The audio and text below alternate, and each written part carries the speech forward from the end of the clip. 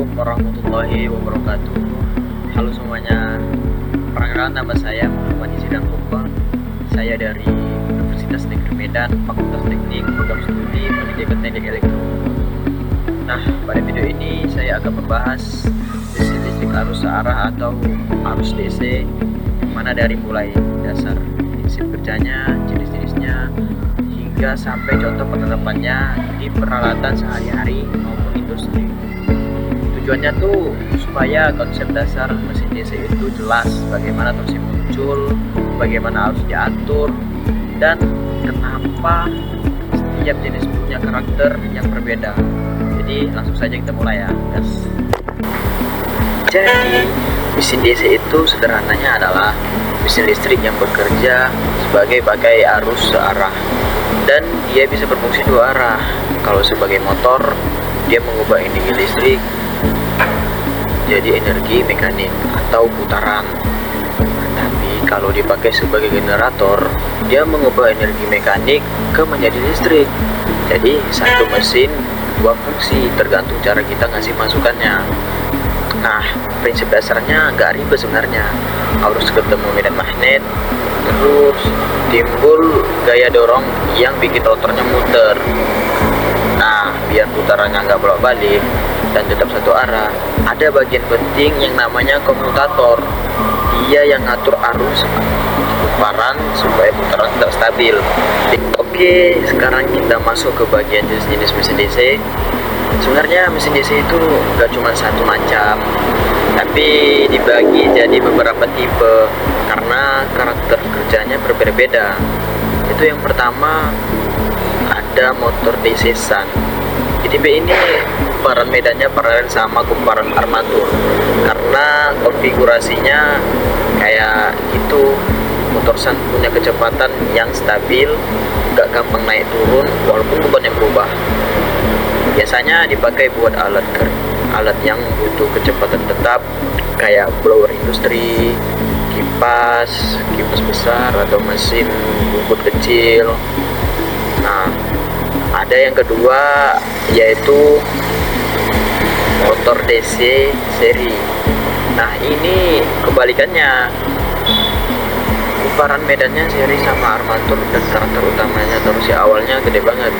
Tapi konsekuensinya kecepatan motor ini kurang stabil sih. Makanya motor seri cocok banget buat kerjaan yang butuh dorongan kuat di awal, misalnya starter mobil atau beberapa jenis kereta listrik lama. Nah, yang ketiga ada motor DC kompon. Motor DC kompon ini adalah gabungan antara Sun dan seri karena dia nyampuri dua tipe tadi jadi satu. Hasilnya torsi oke, tapi kecepatan juga masih cukup stabil. Motor tipe ini sering dipakai di elevator, kren, atau alat yang harus mengangkat beban tapi harus tetap bergerak secara halus gerak. Nah, selain motor, ada juga generator DC yang bisa Sun, seri, atau kompon juga. Jadi fungsinya jelas, mengubah energi mekanik menjadi listrik. Nah, sekarang memang generator DC jarang dipakai buat pembangkit besar, tapi masih sering ditemui di laboratorium kampus atau peralatan khusus yang butuh sumber DC stabil. Oke, sekarang kita masuk ke bagian yang paling gampang dipahami, yaitu pengaplikasian mesin DC di dunia nyata. Biar kalian lihatlah bagaimana bahwa mesin ini bukan cuma teori. Jadi contoh pertamanya itu ada starter mobil, conveyor di pabrik. Conveyor ini butuh kecepatan yang sangat stabil dan bisa dikontrol halus. Jadi motor Sun DC paling cocok sih. Terus ada juga aplikasi lain kayak alat lab, robotik tertentu, atau mesin-mesin otomasi lama yang masih mengandalkan motor DC karena respon torsinya itu cepat dan gampang dikendalikan. Nah, jadi itu gambar lengkap tentang jenis-jenis mesin DC dan contoh penggunaannya.